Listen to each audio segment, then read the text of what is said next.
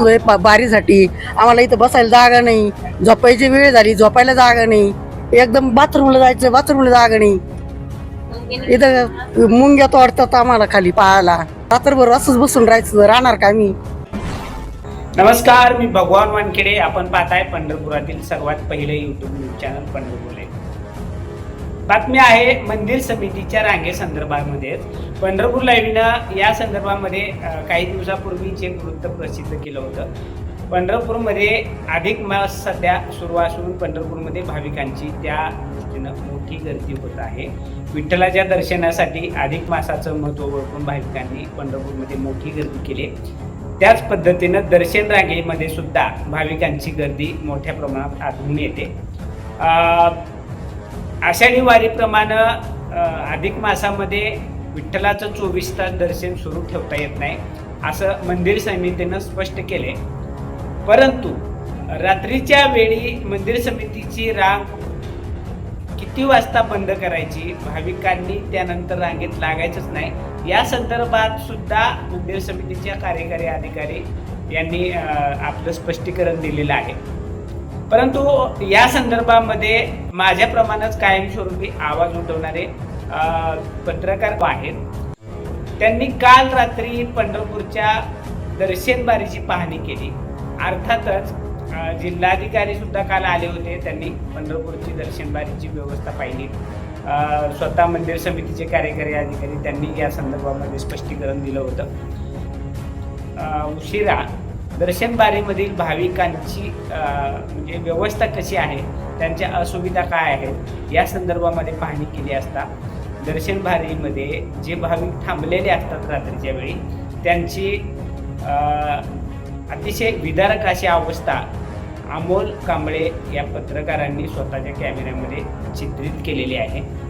आणि त्यांनी हे स्पष्ट पण केलेलं आहे की मंदिर समितीचे जे सदस्य आहेत, मंदिर समितीचे जे कार्यकारी अधिकारी आहेत, त्यांनी रात्रीच्या वेळी या ठिकाणी जाऊन भाविकांच्या काय समस्या आहेत ते पाहणं गरजेचं आहे. आणि मंदिर समितीची जी बारी चालू राहते रात्री दर्शन बंद झाल्यानंतर, पांडुरंगाचं दर्शन रात्री जेव्हा बंद केलं जातं तेव्हा बारीमध्ये जे अस्ताव्यस्त अवस्थेमध्ये भाविक पडलेले असतात, त्यांना त्यांचे ज्या दैनंदिन माणसाच्या गरजा असतात, मुतारी असू द्यात किंवा इतर काही गोष्टी आहेत, त्याची सुविधा त्या ठिकाणी आहे की नाही, असा विविध प्रकारचा उहापोह त्यांनी यावेळी केलेला आहे.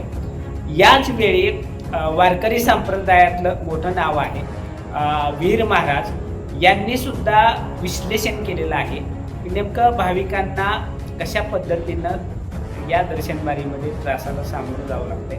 तर यासाठी वीर महाराज नेमकं काय म्हणाले, कारण वारकरी संप्रदायाशी त्यांची नाळ जोडलेली, वारकरी संप्रदायाच्या ज्या अडीअडचणी आहेत यासाठी ते सातत्यानं आवाज उठवलेले आहेत. आणि ते स्वतःच वारकरी असल्यामुळं विठुरायाच्या दर्शनाचं महत्त्व, याचसोबत विठुरायाच्या दर्शनाची आस काय असते आणि त्यासाठी कोणतंही दिव्य पार करायला वारकरी तयार असतो.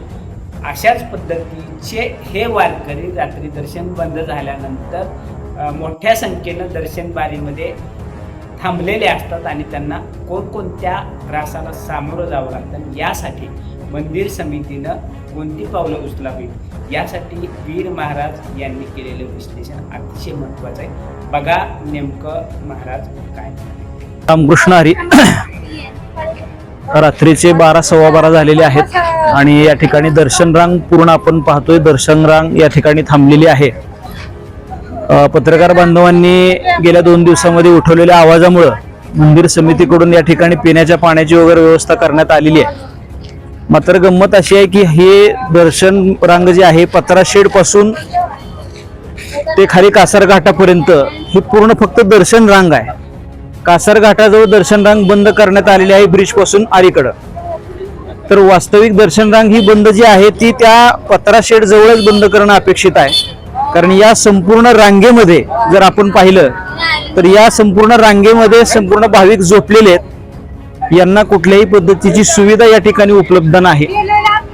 शौचालय असेल, त्याच पद्धतीनं रात्रीच्या वेळेला हा जर आपण दर्शन रांगेचा संपूर्ण स्ट्रक्चर पाहिलं, हे संपूर्ण स्ट्रक्चर झुकलेलं या ठिकाणी दिसतंय.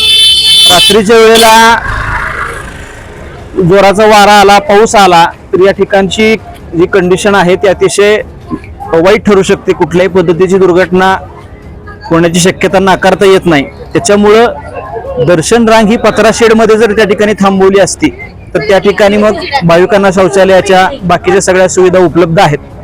तर थोडंसं डिझास्टर मॅनेजमेंटच्या दृष्टिकोनातून आम्हाला पाठिंबा जिल्हाधिकारी साहेबांनी या रांगेमध्ये भाविकांना थांबता येणार नाही अशा सूचना केल्या. मात्र याच्याकडे मंदिर समितीचं आणि प्रशासनाचं दुर्लक्ष होत आहे.